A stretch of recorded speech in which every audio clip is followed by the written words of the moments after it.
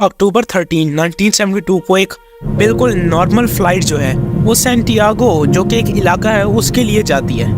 लेकिन ये जो फ्लाइट है इसको रास्ते में बहुत ही हार्श वेदर कंडीशंस का सामना करना पड़ता है, तो ये एक जगह स्टॉप कर लेती है। ये फ्लाइट मेंडोजा जो कि अर्जेंटीना में एक जगह है वहाँ रुकती है और 13 अक्टूबर को दोबारा अपनी मंजिल की जानिब रवाना हो जाती है। लेकिन पायलट से एक बहुत ही बुरी गलती होती है और वो अपना रूट गलती से बदल बैठते हैं और ये उनके लिए जानलेवा साबित होता है। और जिस तरह जो सर्वाइवर्स हैं उनमें से 45 में से सिर्फ 16 ही सर्वाइव कर पाते हैं, और वो भी जिस तरह सर्वाइव करते हैं वो सुन के आप हैरान हो जाएंगे। यह है द एंडीज फ्लाइट डिजास्टर। एक खास फ्लाइट का नाम है एयर फोर्स फ्लाइट 571 और इसको फ्लाइट 71 के नाम से ही मैं इस वीडियो में आगे लेके चलूंगा। इस फ्लाइट के अंदर टोटल 45 लोग थे, जिनमें से 40 पैसेंजर्स और 5 क्रू मेंबर्स थे। इस फ्लाइट ने मोंटवीडियो जो कि उरुग्वे में एक ख़ास इलाका है वहाँ से चिली तक जाना था।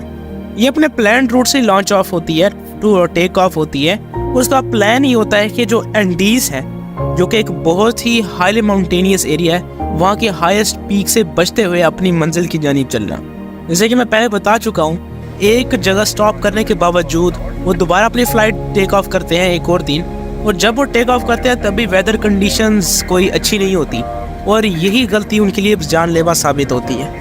इसके ऊपर एक और गलती ये होती है कि पुअर विजिबिलिटी और नेविगेशनल एरर्स की वजह से वो एक कैटास्ट्रॉफिक इवेंट होता है। जो को पायलट है वो बिलीव करते हैं कि जिस इलाके से वो गुजर रहे हैं वो एक्चुअली सेफ है और वो हाई हाइट से लो हाइट्स की तरफ उतर सकते हैं, और वो परमिशन मांगते हैं कि वो 11,500 फीट की हाइट तक डिसेंड कर जाएं। लेकिन अनफॉर्चुनेटली वो अभी भी माउंटेनियस एरिया के ऊपर होते हैं और ये उनकी बहुत बड़ी गलती होती है। जो फ्लाइट है वो बहुत बुरे तरीके से एक माउंटेन से टकराती है और 45 में से जो 12 लोग हैं वो तो उसी वक्त ही अपनी जान दे देते हैं। जैसे जैसे वेदर हार्श होता जाता है तो बहुत सारे लोग तो हार्श वेदर की वजह से ही मर जाते हैं, और ऑलमोस्ट 16 जो हैं वो ओरिजिनल 45 सर्वाइवर्स में से एक्चुअली सर्वाइव कर पाते हैं। और उनकी जो कंडीशंस है वो मैं बताता हूँ। जो सर्वाइवर्स हैं उनको एक्सट्रीम कोल्ड टेम्परेचर्स का सामना करना पड़ता है और रात को तो ये टेम्परेचर -30 डिग्री सेंटीग्रेड तक गिर जाता है, जो कि ऑलमोस्ट आपके ब्लड को भी फ्रीज कर सकता है। अब उनको इनिशियली बिलीव ये था कि बहुत जल्दी कोई रेस्क्यू टीम आके उनको रेस्क्यू कर जाएगी।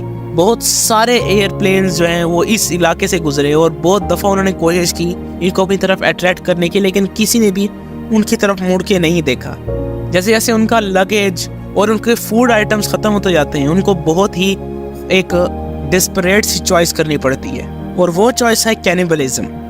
एक हफ्ते बाद तकरीबन सारे जो फूड सप्लाईज हैं वो ख़त्म होने लग जाते हैं। जो सर्वाइवर्स हैं वो आपस में एक पैक्ट यानी कि एक मुआहदा करते हैं और उनको जो डेड पैसेंजर्स हैं उनकी बॉडीज़ को कंज्यूम करना पड़ता है। एक्चुअली बाद में ये भी पता चला कि उन्होंने आपस में पैक्ट किया था, और वो ये था कि अगर जो कोई पैसेंजर मरा तो सबसे पहले किसकी बॉडी कंज्यूम की जाएगी। और एक्चुअली ये कोई चॉइस नहीं थी। अगर वो ऐसा ना करते तो कोई भी जिंदा ना बचता, क्योंकि उनके पास खाने के लिए कुछ नहीं था। मेरा ख्याल से हिस्ट्री में कोई पहली दफ़ा हुआ कि इतनी मुश्किल चॉइस किसी को लेनी पड़ी हो। बहुत सारे रेस्क्यू मिशंस एक्चुअली किए जाते हैं इस फ्लाइट के लिए, लेकिन कोई उनको नहीं ढूंढ पाते और आखिर में वो ऐलान ही कर देते हैं कि ये सारी फ्लाइट के लोग मर चुके हैं। जब ये पता चलता है तो जो 2 पैसेंजर्स थे सर्वाइवर्स में से जो कि आइसोलेशन में होते हैं, उनका नाम फर्नांडो पेराडो और रोबर्टो कैनेसा होता है, वो उन्होंने एक ख़ास फैसला कर लेते हैं, और वो फैसला होता है कि वो अपने कंपेनियंस को छोड़ के रेस्क्यू के लिए खुद निकलेंगे। वो तकरीबन 10 दिन तक एक हार्श टेरेन में ट्रैकिंग करने के बाद एक सिविलाइजेशन तक पहुंचते हैं जो कि उनके लिए रेस्क्यू टीम मंगवाती है, और जब बाय द टाइम वो जब पहुंचते हैं अपने उन कंपेनियंस के पास तो एक्चुअली सिर्फ 16 लोग ही सर्वाइव करते हैं, बाकी सारे मर चुके होते हैं। दिसंबर 22 को हेलीकॉप्टर्स आते हैं और जो बचे हुए सर्वाइवर्स हैं उनको लेके जाते हैं, उनकी ट्रीटमेंट की जाती है वगैरह वगैरह। और उसके बाद मीडिया में खबर बहुत ही ज़्यादा मशहूर हो गई क्योंकि इतनी डिस्परेट सर्वाइवल जो है कभी किसी ने नहीं देखा था। तो दोस्तों, आप इस सर्वाइवल के बारे में क्या सोचते हैं? कमेंट सेक्शन में ज़रूर बताइएगा। हम अगली वीडियो में मिलेंगे, तब तक के लिए बाय।